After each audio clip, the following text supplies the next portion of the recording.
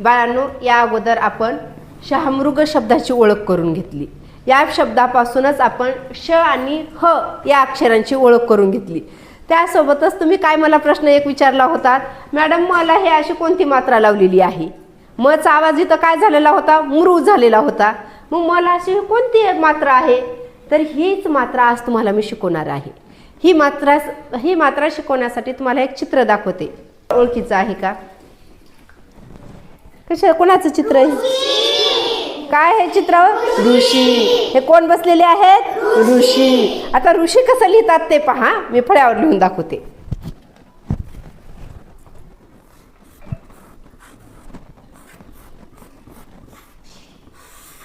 काय लिहिले मी? वाचन कोणाला करता येईल? चल सावनी वाच बरं बाळा. काय आहे? ऋषी. आता ह्याच्यामधला रू कोणता आहे दाखव मला. आणि शी. Very good. Sit down.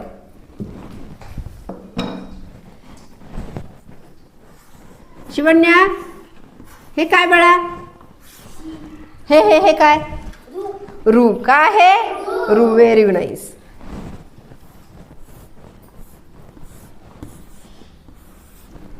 भक्ती, हे काय आहे?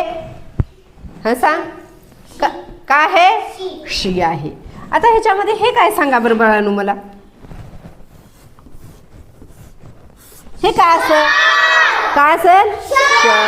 आणि ह्या शला कशाची मात्रा दिलेली आहे? ईची. मोठ्या ईची का छोट्या ईची? मोठ्या ईची मात्रा दिली, म्हणून ह्या शचा आवाज कसा झाला? शी.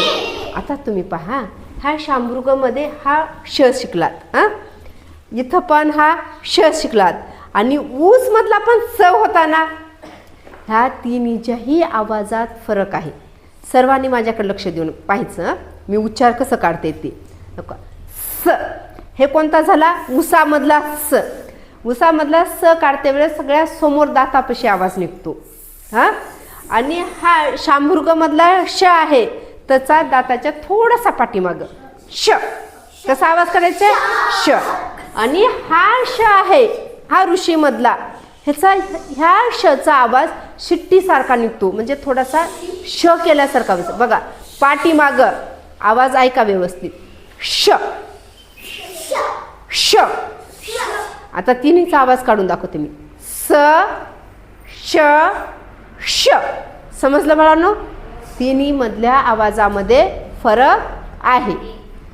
आता हा श आहे ना. आता ह्या शला आपण ईची मात्रा दिलो, काय झालं मग ती? शी. आणि ह्या अक्षराला काय म्हणतो आपण? रू. आता ज्या पद्धतीनं उ ऊ ई दोन पद्धतीने लिहितात, आ दोन पद्धतीने लिहितात, हे तुम्हाला सांगितले. त्यांची एक वेगळी मात्रा असते. त्याच पद्धतीने ह्या रूची सुद्धा वेगळी मात्रा असते, आणि ह्याच रूची मात्रा ह्या मला दिलेली आहे. समजलं का?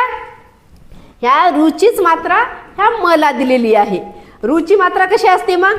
काय असते? कसे असते? असे. आता ऊची मात्रा आपली असं होती, पण ह्या रूची मात्रा कसं आहे रे? अशी आहे. आणि ज्याप्रमाणे ऊची मात्रा अक्षरांच्या पायाला लागते, त्याचप्रमाणे ह्या रूची पण मात्रा कुठं लागते? अक्षरांच्या पायालाच. ह्याच्यात एक पण अक्षर अपवाद नाहीये. रूचे मात्रा अक्षरांच्याच पायालाच लागते. कारण रू मध्ये र ला कुठं लागत होती रे? पाठीला लागत होती. पण ही रूची मात्रा अक्षरांच्या पायालाच लागते. आता पहा, हे काय लिहिलं मी? क. क ला ह्या रूची मात्रा लावली मी. काय झालं? काय आहे? आता हे वाचा बर, पूर्ण अक्षर वाचा हळू. ज्याला विचारते त्याने वाचायचं. काय आहे? कृपा. आता हा शब्द कोण वाचेल बघा?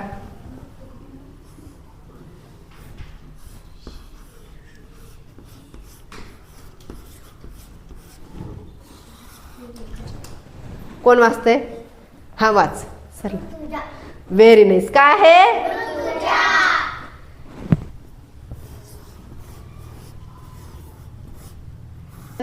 हा वाच. वाच ना. मृग. काय आहे? मृग. हे काय आहे? बघ. आता पूर्ण वाक्य वाचा बघ. ऋतुजा मृगा. समजलं बाळांनो? आता हा शब्द कोण असते पहा.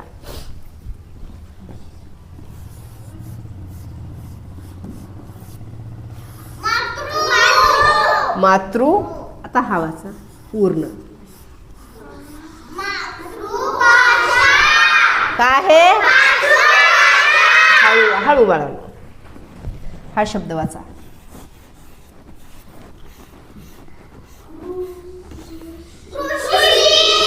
काय आहे?